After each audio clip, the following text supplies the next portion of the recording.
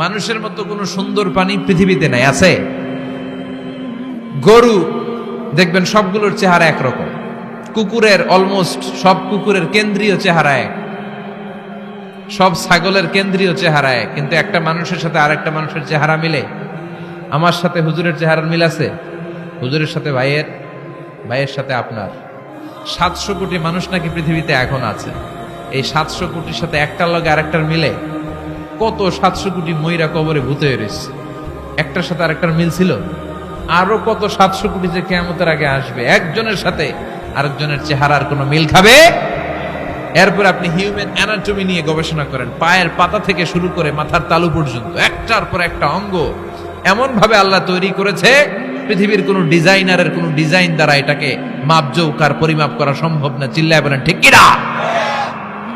এজন্য আল্লাহ বললেন, লাকাদ খালাকনাল ইনসানা ফি আহসানি তাকওয়িম, মানুষকে চমৎকার আকৃতি দিয়ে তৈরি করেছে কে? আমাদের যে অঙ্গটা ঠিক যেখানে বসানো দরকার, ঠিক সেই অঙ্গটা আল্লাহ তাআলা ওইখানেই বসিয়েছে, ঠিক কিনা? আল্লাহর সৃষ্টির মধ্যে কোনো খুঁত ধরার, ভুল ধরার ক্ষমতা কারো আছে?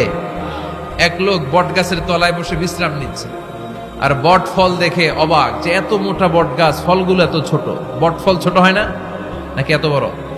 আর পাশেই ছিল কুমড়া গাছ, লাউ গাছ। আল্লাহরে গালে দিতেছে, আল্লাহর কি রুচি!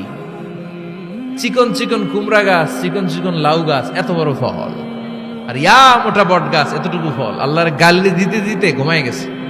আল্লাহরে গালি মারতে মারতে কখন যে ঘুমায় গেছে নিজেও জানেন। হঠাৎ একটা বট ফল পড়ছে একেবারে নাকে, লাফ দিয়ে উঠেছে, উঠে দেখে নাক দিয়ে রক্ত বেরোচ্ছে, ব্লিডিং।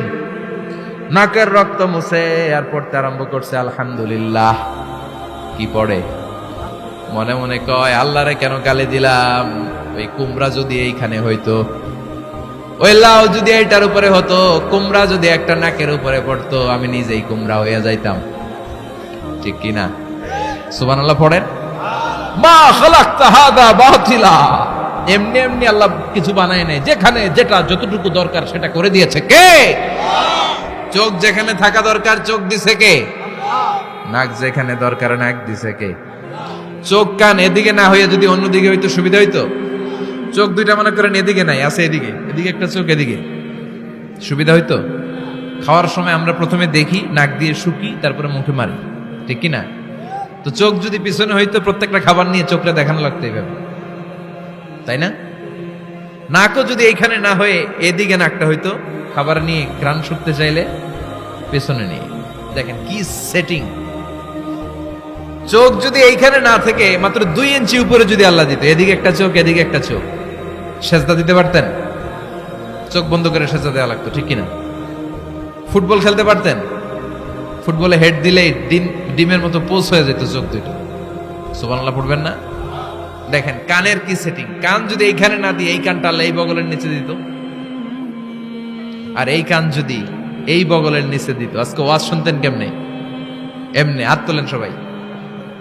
1.5 ঘন্টা আজারি সাহেবের আলোচনা, এমনি থাকেন 1.5 ঘন্টা, হাত দুইটা তুলে থাকা যায় তো?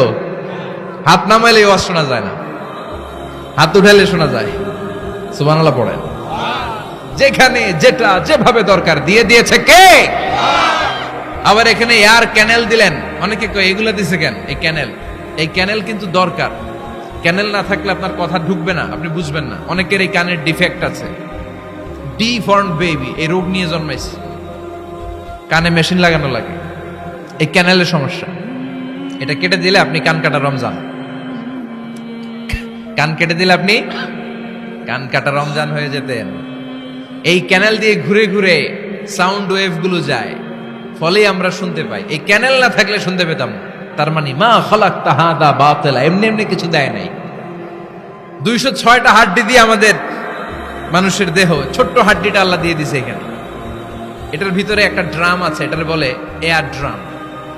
সাউন্ড ওয়েভ, শব্দ তরঙ্গ এয়ার ড্রামে নক করে, এরপরে outer air, middle air, inner air হয়ে ইলেকট্রিক্যাল সিগন্যালের মাধ্যমে যাই দেখে যায়, ব্রেনের সাথে কানেক্ট হতে হলে ইলেকট্রিক্যাল সিগন্যাল দিয়ে কানেক্ট হতে হয়।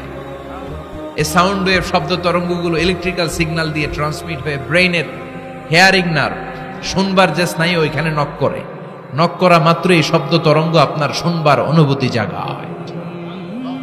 এই সূক্ষ্মাতি সূক্ষ্ম কাজ কত ছোট্ট আর অল্প সময়ে করে দিচ্ছে কে? চোখ দিয়ে তাকানো মাত্রই দেখি কত রঙের রং দেখি। Human eyes can identify, can recognize more than 10 million colors. আমার কথা না, চক্ষু বিশেষজ্ঞদের কথা। মানুষের চক্ষু 10 মিলিয়নেরও বেশি রং, 1 মিলিয়নে 10 লাখ, 10 মিলিয়নে 1 কোটি, 1 কোটিরও বেশি ধরনের রং এই চোখ শনাক্ত করতে পারে। সাইজ মাত্র 2 মিলিমিটার। ছোট্ট এই চোখ দিয়ে এত কিছু দেখার সুযোগ দিয়েছে কে?